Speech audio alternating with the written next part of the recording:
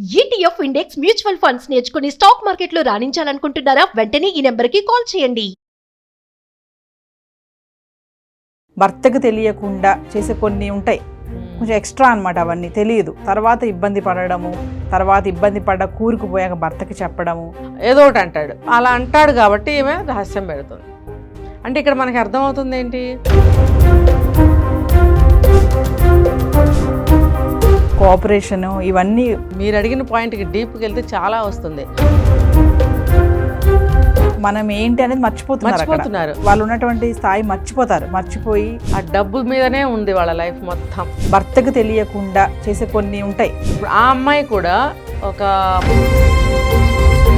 పెళ్ళైన తర్వాత వేరే కాపురం పెడతారు, బయటకు వచ్చేస్తారు కదా. మరి అప్పటి వరకు తల్లిదండ్రులాగా ఉన్న వాళ్ళు బయటకు వచ్చాక పరాయి వాళ్ళు అయిపోతున్నారు. అంటే పిల్లలకి ఈ ఆలోచన, ఈ మార్పు అబ్బాయిలోనే వస్తుంది.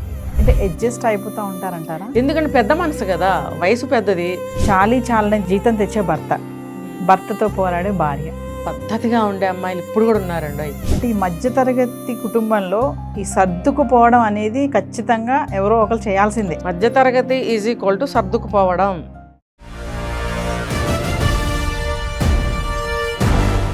నమస్తే, వెల్కమ్ టు సుమన్ టీవీ. మధ్యతరగతి కుటుంబం, మరి మా ఈ మధ్యతరగతి కుటుంబం అనే ఈ సిరీస్ని ఒక సలహా ఇవ్వడం కోసమే చేస్తున్నామండి. మరి అసలు మధ్యతరగతి కుటుంబం అనేది ఏ ధాటి మీద వెళ్తుంది, అసలు మధ్యతరగతి అంటే ఎవరు, మరి ఈ సిరీస్ మీకోసమే. దీనిపై మాట్లాడడానికి మనతో పాటు ఉన్నారు ఫ్యామిలీ కౌన్సిలర్ రజనీ రమ గారు. మరి సిరీస్ స్టార్ట్ చేద్దాం. నమస్తే మ్యామ్. నమస్తే. మేము మధ్యతరగతి కుటుంబం అనేది అసలు అంటే ఏ ధాటి మీద వెళ్తుంది, ఎవరు వస్తారు అందులోకి? అంటే మనం ఒక సిరీస్ చేస్తున్నాము, ఒక 7 ఎపిసోడ్స్ అనుకున్నాము. మరి ఫస్ట్ ఎపిసోడ్లో అసలు మధ్యతరగతి కుటుంబం అంటే ఎవరు? అసలు మధ్యతరగతి కుటుంబం అని అంటే ఒక చట్రంలో బిగించుకున్న, ఇక్కడ చూడండి, బిగించుకున్న, మనకి మనమే పరిధులు నిర్ణయించుకుని ఒక చట్రాన్ని తయారు చేసుకుని ఆ చట్రంలో నలిగిపోతూ బ్రతికేదే మధ్యతరగతి బ్రతుకు. అటు ఇటు కాకుండా ఆ చట్రంలోనే తిరుగుతారు, ఆ చట్రంలోనే నలిగిపోతూ ఉంటారు, అక్కడే కింద మీద పడుతూ ఉంటారు. అంటే ఒక సంతోషం, ఒక దుఃఖం, ఒక కన్నీళ్ళు, ఒక ఆనందం, అన్నీ కూడా ఏకమైపోయి అందులోనే మళ్ళీ ఆ పరిధిలోంచి బయటికి రాలేరు. అంటే ఒక ఇదనే కాదు, ఎటువంటి విషయం అయినా సరే బయటకి చెప్పుకోలేరు. అయితే వీళ్ళ లైఫ్ ఏంటంటే కేవలం బేస్ అనేది ఒక మనీ మీద, ప్రధానమైనటువంటి లోటు, ప్రధానమైనటువంటి అవసరము, ఇదంతా కూడా ఒక డబ్బే. ఈ మిడిల్ క్లాస్ వాళ్ళకి వీళ్ళేంటంటే ఏదో ఒకటి చేసి డబ్బు సంపాదించలేరు. ఏదైతే ఏంటి, ఒక ఉద్యోగం చేద్దాము, మనం సంపాదిద్దామని అనుకోలేరు వాళ్ళు. మనం ఇలాంటి పని చేయలేము అని ఒక గిరిగీసుకోవడం. దానివల్ల ఏంటి, వాళ్ళు చేస్తున్న పని ఏదైతే ఉందో జాబు, దానివల్ల వచ్చిన ఆ కొద్దిపాటి మనీతోనే ఇల్లు నడుపుకోవాలి. మళ్ళీ అప్పులకి వెళ్ళలేరు. వెళ్ళే వాళ్ళు ఉన్నారు తక్కువ, అప్పులకి వెళ్తే పరువు పోతుంది, భయం కూడా. మళ్ళీ అది తీర్చే సోర్సెస్ ఉండవు. ఒకవేళ ఉన్నా అంత సోర్స్ ఉండదు. మళ్ళీ అందులోనే పిల్లలకి మంచి ఎడ్యుకేషన్ ఇప్పించాలి. అమ్మాయిలు అయితే ఇంకా మంచి సంబంధాలు చూసి పెళ్ళిళ్ళు చేయాలి. అలాగే భార్య బిడ్డలు, ఆడపిల్లలు ఉంటే వాళ్ళకి కొద్దిగానన్నా ఎంతలో కొంత నగలు, ఆడవాళ్ళంటే కొంచెం నగలు కావాలి. పండగలు పబ్బాలు వస్తే మనకి ఏమీ లేకపోయినా కూడా పండగని బ్రహ్మాండంగా చేసుకున్నామనే ఆత్మతృప్తి మనకు కలగాలి. దానికోసం చేసే ప్రయత్నంలో కొన్ని ఇబ్బందులు పడతారు అక్కడ కూడా, ఉండి లేక ఒక్కొక్కసారి. కానీ చేసుకోవాలి, నలుగురిలో మనం తక్కువగా ఉండకూడదు. అంటే మేడం, ఇప్పుడు వాళ్ళ కోరికలు కానీ వాళ్ళ ఆలోచన విధానం కానీ ఎలా ఉంటుందంటారు? వాళ్ళకి ఒక పండగ వచ్చింది అని అంటే, అయ్యో అందరికీ బట్టలు కొనాలి, కానీ సరిపోకపోవచ్చు మనీ. కానీ ఆ పిల్లలకి ఏ లోటు లేకుండా వాళ్ళని ఉంచాలి అనే కోరిక అయితే ఉంటుంది. అది తీర్చే మార్గం కనపడదు.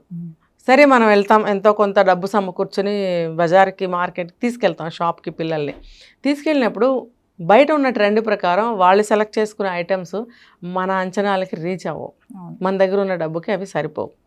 అప్పుడు పిల్లల ముందు తండ్రికి కొంచెం బాధ అనిపిస్తుంది, సిగ్గు అనిపిస్తుంది.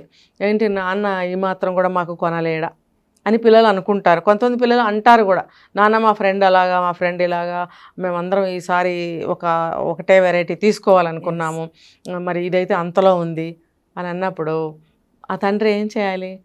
ఎలాగోలా పోనీ తీసుకో అందామంటే డబ్బులు ఉండవు. అయితే ఒక తెలివిగల తండ్రి ఏం చెప్పాలనంటే, ఈసారికి ఇది తీసుకోనన్న తర్వాత అది అంటే చెప్పరని కాదు, చెప్తారు. మళ్ళీ ఒకసారి నేను గుర్తు చేస్తాను. ఎందుకంటే పిల్లలు అన్నదానికంతా మన తాళం వేసాము అని అంటే మనం ఇంకా ఊబిలోకి కూరిపోతూ ఉంటాం. మన స్థితిగతులు ఏంటి అనేది పిల్లలకి చిన్నప్పటి నుంచి తెలియపరచడం అనేది అది వాళ్ళకి బాధ్యతను తెలియజేసినట్టు అవుతుంది. మన బాధ్యతను కూడా మనం నిర్వర్తించిన వాళ్ళం అవుతాం. ఆడపిల్ల అవనివ్వండి, మగపిల్లాడు అవనివ్వండి, భార్య అవనివ్వండి, సెల్ఫ్ అవనివ్వండి. కొంతమంది ఏం చేశారంటే ఒక భార్య ఒక భర్త ఉద్యోగరీత్యా బయటకు వెళ్ళాలి, వాళ్ళకి ఒక మంచి బట్టలు ఉండాలి, ఒక మంచి ఇది అపియరెన్స్ అనేది ఉండాలి. తప్పనిసరి పరిస్థితి అయినప్పుడు వెళ్తూ ఉంటారు. అదే నాన్న నువ్వైతే వెళ్తావు, మాకైతే ఉండవు. అది అవసరం. ఉన్న దాంట్లోనే నీట్గా క్లీన్గా వెళ్ళాలి, అవసరం. మరి అలాంటప్పుడు నువ్వు చిన్నపిల్లాడివి, నీకు ఇదంతా అంత అవసరం లేదు, నీ టైం వచ్చినప్పుడు నీకు వస్తుంది అనే ఇంగితాన్ని వాళ్ళు చిన్నప్పటి నుంచి నేర్పుతూ ఉండాలి. అలాంటప్పుడు ఆ సమస్య రాదు. అయితే ఇంకా ఈ ఇంట్లో ప్రతిదీ కూడా వాళ్ళ మనస్తత్వాలు ఎలా ఉంటాయంటే మనం ఆర్భాటంగా చేయాలని అనుకుంటారు, వాళ్ళ దగ్గర ఉండదు. ఆ రెండింటి మధ్యన సంఘర్షణ మిడిల్ క్లాస్. ఏది చేయాలన్నా పాపం ఎంతో జాగ్రత్తగా ఉన్న దాంట్లోనే చదువులు చెప్పించి, ఉన్న దాంట్లోనే సంబంధాలు చూసి, ఉన్న దాంట్లోనే కట్న కానుకలు ఇచ్చి, ఉన్న దాంట్లోనే పొరుళ్ళు పుణ్యాలు అన్నీ చేసి, పాపం చివరికి మనం చాలా సినిమాలు చూస్తూ ఉంటాం కూడా ఇలాంటి పాతకాలంలో వచ్చే, అలిసిపోయి కూర్చుంటాడనమాట ఆ ఇంటి పెద్ద, ఆయనతో పాటు భార్య కూడా. చివరికి ఆ భార్యకి ఏ కోరిక తీరదు, ఉన్నదంతా ఊడ్చి పిల్లల మీదే పెట్టి పిల్లల్ని మంచిగా సెటిల్ చేసి వీళ్ళు మాత్రం మళ్ళీ అలాగే మిగిలిపోతారు. అది మిడిల్ క్లాస్ వాళ్ళు ఏంటంటే ఏ పనిని పరువు పోగొట్టుకుంటూ చేయలేరు, ఏ పనిని తెగించి ముందుకు వెళ్ళలేరు. అంటే అప్పులకి వెళ్ళలేరు, పరువు పోగొట్టుకోలేరు, ఒకళ్ళ దగ్గర చేయి చాచలేరు, ఒకళ్ళ దగ్గర డౌన్ అయ్యి ఉండలేరు. అంటే మాకేమీ లేకపోయినా మాకున్న దాంట్లోనే మేము మంచిగా ఉన్నాము, బాగున్నాము అని ఒక డాంబికాన్ని ప్రదర్శిస్తారనమాట. సో అది వాళ్ళ ఆత్మగౌరవాన్ని కించపరచుకోరు, డౌన్ అయి ఉండలేరు వాళ్ళు. కాబట్టి ఆ సంఘర్షణలో పాపం చాలా నలిగిపోతూ ఉంటారు. వాళ్ళు ఏం చేస్తారంటే మాలాగా ఉండకూడదు, మా పిల్లలు ఇంకొంచెం స్టైల్ ఇంకొంచెం లెవెల్ పైన ఉండాలి అన్ని వాళ్ళు చేసే స్ట్రగుల్ ప్రయత్నంలో పాపం వాళ్ళు అలా మిగిలిపోతారనమాట. చివరికి ఏమవుతుందంటే వాళ్ళు ఎలాగోలా పిల్లల్ని ఒక ఒడ్డుకు చేరుస్తారు, ఒక స్థాయికి తీసుకొస్తారు. వీళ్ళు మాత్రం ఎదగలేకపోతారు, ఉన్న దాంట్లోనే అలాగే ఉంటూ ఉంటారు. ఈ సిచ్యువేషన్ చాలా కన్నీళ్ళు తెప్పిస్తుంది నాకు. కోరికలు ఉంటాయి కానీ తీర్చుకోలేరు. తీరుస్తారు పిల్లలకి, వీళ్ళ కోరికలు తీరం. ఇంకా వీళ్ళకి పేరెంట్స్ ఉన్నారనుకోండి, అది ఇంకొక కొంచెం బర్డెన్ అవుతుంది. ఇంకా వాళ్ళు కూడా కొడుకు చూడలేదనో, కొడుకు ఇంకొంచెం బాగా చూడలేదనో, నేను అనుకున్న విధంగా నాకు ఏదో చేయలేదనో వాళ్ళు వెనక నుంచి సన్నాయి నొక్కులు నొక్కుతూ ఉంటారు.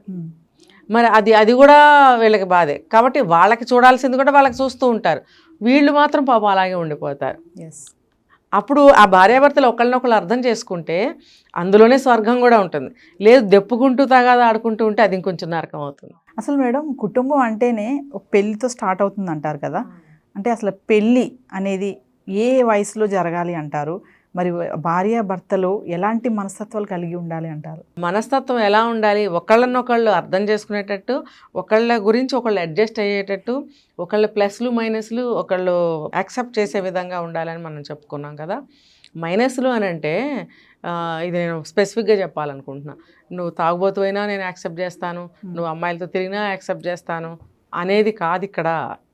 ఇప్పుడు నీకు నచ్చిన విషయాలు ఎలా ఉన్నాయో ఇంట్లో అతను చేసే ప్రవర్తన కానీ ఇంకోటి కానీ అవన్నీ ఏదైనా సరే మనం సరిపెట్టుకోవాలి. పోనీలే అన్నీ మంచిగా ఉంటాయా, మనిషి అన్నాక కొంచెం ఏదో నచ్చనివి కూడా ఉంటాయి అనుకుంటూ అడ్జస్ట్ అవుతూ కొంచెం తనని మార్చే ప్రయత్నం కూడా చేసుకోవచ్చు. అట్ ద సేమ్ టైం వాళ్ళు కూడా మారాలని ప్రయత్నం చేయాలి. ఎంతసేపు నేనే గాల్లో కొట్టుకుంటే ఎట్లా కుదురుతుంది? నువ్వు కూడా అర్థం చేసుకుని నువ్వు కూడా కొంచెం మారటానికి ప్రయత్నిస్తే మన బాండు మన సంసారం బాగుంటుంది కదా అనేది ఉండాలన్నమాట. ఇవన్నీ కూడా పెళ్ళికి ముందే ఒక అవగాహనకి వచ్చి ఉండాలి అంటే నేను చెప్పాను, ఒక 21 సంవత్సరాలు వస్తే అన్నీ తెలుస్తున్నాయి. పెళ్ళి మీద ఒక అవగాహన రావాలి, లైఫ్ పార్ట్నర్తో ఎలా ఉండాలి అనేది ప్లాన్ చేసుకోవాలి. ప్లాన్ చేసుకోవటం కుదరకపోతే కొన్ని సినిమాల్లో చూపిస్తున్నారు, మన చుట్టుపక్కల జంటలు ఎన్నో ఉంటాయి, మన చుట్టాల్లో వాళ్ళు ఉంటారు. ఇవన్నీ మనకి కళ్ళ ముందు కనిపిస్తున్న ఎగ్జాంపుల్సే, మనకి అనుభవాలే. ఇవన్నీ కూడా చూసి నేర్చుకోవాలి. ఎక్కడ ఏ భార్యాభర్తల మధ్యనైతే ఒక మంచి పాయింట్ ఉందో, మంచి ఉందో దాన్ని నువ్వు తీసుకో. చెడేదైతే ఉందో అది నీ లైఫ్లోకి రానివ్వకు. అలా 4 జంటల్లో నువ్వు చూస్తే 4 లక్షణాలు నీకు మంచివి దొరుకుతాయి. ఇంకా బాగా ఎఫెక్షన్గా ఉండాలంటే సినిమాలు చూడొచ్చు. పాత సినిమాల్లో అన్నీ ఇవే సినిమాలు కదా, భర్తను ఎలా అర్థం చేసుకోవాలి, భార్యను ఎలా అర్థం చేసుకోవాలి, భార్యకి ఏమి ఇవ్వాలి, ఎలా భార్యని ఏమంటారు రిసీవ్ చేసుకోవాలి, ఇవన్నీ భర్త నేర్చుకోవాలి. అలాగే భార్య కూడా నేర్చుకోవాలి, భర్తకి ఏం చూడాలి, ఎలా చూడాలి, భర్తతో నేనేలా ఉండాలి, ఇద్దరం కలిసి ఇంటిని ఎలాగా మనం ముందుకు తీసుకెళ్ళాలి. ఇప్పుడంటే ఇద్దరిద్దరే ఫ్యామిలీ, అప్పట్లో ఎంతమంది ఉండేవారు, ఉమ్మడి కుటుంబాలు కదా. కనీసం ఇప్పుడు కూడా అత్తమామలు అనేవాళ్ళు ఇద్దరైనా ఉంటున్నారుగా, కనీసం పాతకాలంలో ఇంకా ఫాదర్స్ వాళ్ళు కూడా ఉండేవారు. ఇప్పుడు ఓన్లీ తల్లిదండ్రులే ఉంటున్నారు అనుకోండి. ఉంటున్నప్పుడు వాళ్ళని కూడా రిసీవ్ చేసుకోవాలి కదా. ఇప్పుడు నేను ఇంకోటి చెప్తా, వీళ్ళు రిసీవ్ చేసుకుంటే సరిపోదు, ఆ ముసలి వాళ్ళు కూడా అర్థం చేసుకోవాలి. వాళ్ళు ఏంటో తెలిసి అదే పనిగా పేటేసుకుని కూర్చుని నొక్కుతూ ఉంటారు ఏదో ఒకటి, ప్రతి చిన్నది అబ్బాయికి చెప్పాలని చూస్తూ ఉంటారు. కంప్లైంట్స్ నువ్వు కంప్లైంట్ చెయ్యి కోడల మీద, అబ్బాయికి ఎప్పుడు చేస్తావంటే ఆ అమ్మాయి నిజంగా సక్రమంగా లేదు, అది తను ఒక చెప్తున్న మాటే కానీ చేస్తున్న పనే కానీ ఇక్కడ మ్యాచ్ అవ్వటం లేదు, పైగా అది కొంచెం బ్యాడ్ మనకి చూపిస్తుంది అనుకున్నప్పుడు నువ్వు అబ్బాయికి కంప్లైంట్ చెయ్యి. నువ్వు డైరెక్ట్గా చెప్తే రిసీవ్ చేసుకుంటే చెప్పు, లేదు అని అనుకుంటే అబ్బాయికి చెప్పు. అంతేగాని నువ్వు ఈ రకంగా సాధింపులు చూస్తున్నప్పుడు ఒకలాగా చూడనప్పుడు ఒకలాగా సాధిస్తూ కంప్లైంట్ చేస్తున్నట్టుగా ఉంటే మాత్రం రిలేషన్స్ అన్నీ దెబ్బతింటాయి. ఈ పెద్దవాళ్ళు ఎవరైతే పేరెంట్స్ ఉన్నారో వాళ్ళు ఇది నేర్చుకోవాల్సిందే. అసలే అంతంత మాత్రంగా ఉన్నాయి రిలేషన్స్, వీళ్ళ పద్ధతులు మార్చుకోకపోతే ఈ రిలేషన్స్ ఇంకా ఇలాగే తయారవుతాయి. కాబట్టి ఇంకా మీరు అడిగిన ప్రశ్నకి ఏ వయసులో అన్నారు కదా, 21 సంవత్సరం అనుకుందాం. ఎడ్యుకేషన్ అయితే మస్ట్ కదా, అవసరాన్ని బట్టి తర్వాత జాబ్ చేసుకుంటారు, అవసరం లేకపోతే చెయ్యరు, కానీ ఎడ్యుకేషన్ అయితే ఇంపార్టెంట్, అవసరం. సో చదువు అయిన తర్వాత మాత్రమే పెళ్లి చేసుకోవాలనేది నేను చెప్తాను. Minimum education is very important, must కూడా. చదువు లేకపోతే ఇక దేనికి పనికిరారు, అదే ఒక పెద్ద ప్రాపర్టీ. మీరు డబ్బులు, నగలు, ఆస్తులు, బిల్డింగ్లు ఎన్ని కూడా పెట్టినా చదువు లేకపోతే ప్రపంచం లేదు, చదువుతోనే సాధించగలం ఏదైనా కూడా. కాబట్టి మినిమం ఎడ్యుకేషన్ అనేది చాలా ఇంపార్టెంట్. ఆ చదువుకున్న తర్వాత ఆ టైంలో చక్కగా మంచిగా సంబంధం చూసి పెళ్లి చేసుకోండి, లవ్ అయితే లవ్ చేసుకోండి, సరిగ్గా అర్థం చేసుకోండి, దానివల్ల లైఫ్ బాగుంటుంది. మ్యారేజ్ కన్నా బిఫోర్ కౌన్సిలింగ్ అనేది అవసరమైతే తీసుకోండి. ఎందుకనంటే వాళ్ళు కొంతమందికి తెలీదు, సరే ఇవన్నీ రైట్ ప్రాసెస్లో నడుస్తున్నాయి, ఆఫ్టర్ మ్యారేజ్ ఎలా ఉండాలి అనేది తెలియకుండా పోతుంది. కొంత పప్పులో కాలేస్తున్నారు గొడవలు, మరి షూట్లు చేసుకుంటారు, బిఫోర్ ఆఫ్టర్ బాగా ఫోటోలు తీసుకుంటారు, బ్రహ్మాండంగా పెళ్లి చేసుకుంటారు, అన్నీ బాగుంటాయి. పెళ్ళైన తర్వాత మొదలవుతుంది. అది లేకుండా ఉండాలంటే బిఫోర్ మ్యారేజ్ ఒక కౌన్సిలింగ్ తీసుకుంటే కూడా ఇంకా మీ ఏమంటారు వైవాహిక జీవితానికి కావాల్సిన పునాది ఏదైతే ఉందో ఆ పునాది ఇంకా స్ట్రాంగ్గా ఉంటుంది. బేస్ అనేది, ఆ బేస్ స్ట్రాంగ్గా ఉండటం కోసం కౌన్సిలింగ్ అనేది ఇప్పుడు చాలామంది అడుగుతున్నారు ఏంటంటే కౌన్సిలింగ్ తీసుకోవాలా, దానివల్ల ఏంటి ఉపయోగం అంటే చాలా ఉపయోగం. ఇంట్లో పెద్దవాళ్ళు చెప్పింది, చుట్టాలు చెప్పింది మనకు అర్థం కాదు. నిజంగా చెప్తున్నా, ఇంట్లో వాళ్ళు చెప్పింది మనకు తలకి ఎక్కదు. ఎక్కడో ఒకళ్ళిద్దరు ఉంటారు అర్థం చేసుకునేవాళ్ళు. సాధారణంగా ఇంట్లో వాళ్ళు ఏం చెప్పినా అర్థం కాదు. కాబట్టి ఈ పెద్దవాళ్ళే ఒక కౌన్సిలింగ్ దగ్గరికి తీసుకెళ్ళి కౌన్సిలర్ దగ్గరికి కౌన్సిలింగ్ ఇప్పిస్తే ఆఫ్టర్ మ్యారేజ్ ఎలా ఉండాలి, ఏ పద్ధతిలో ఉండాలి అనేది వాళ్ళు చెప్తారు. అదంతా కూడా ట్రీట్మెంట్ లాగా తీసుకుని మీరు మ్యారేజ్ చేసుకున్నట్టయితే అంతా కూడా సజావుగా సాగుతుంది. ఆఫ్టర్ మ్యారేజ్ మీరు ఎలా ప్లాన్ చేసుకుని లైఫ్ ఫ్యూచర్ అనేది ఒక డిజైన్ చేసుకోవాలి. ఎవరైనా కూడా ఆ డిజైన్ చేసుకోవాలి భార్యాభర్తలు. ఆ డిజైన్ చేసుకుని దాని ప్రకారం ఒక ప్లాన్ వేసుకుంటూ వెళ్ళినట్టయితే మీ ఆ డిజైన్ అనేది మీకు ఒక గోల్ అనుకోండి, ఆ గోల్ మీరు రీచ్ అవ్వగలుగుతారు. మీ మ్యారిటల్ లైఫ్ బాగుంటుంది, మీ పిల్లల జీవితాలు బాగుంటాయి, అంతా బాగుంటుంది. అంటే అడ్జస్ట్మెంట్స్, ఈ కోఆపరేషన్ ఇవన్నీ ఉండకే ఈ ప్రాబ్లమ్స్ అని వస్తున్నాయి. అవును కదా, అంతే కదా. ఇంకొకటి మనం ఇంకా డీప్కి వెళ్తే, మీరు అడిగిన పాయింట్కి డీప్కి వెళ్తే చాలా వస్తుంది.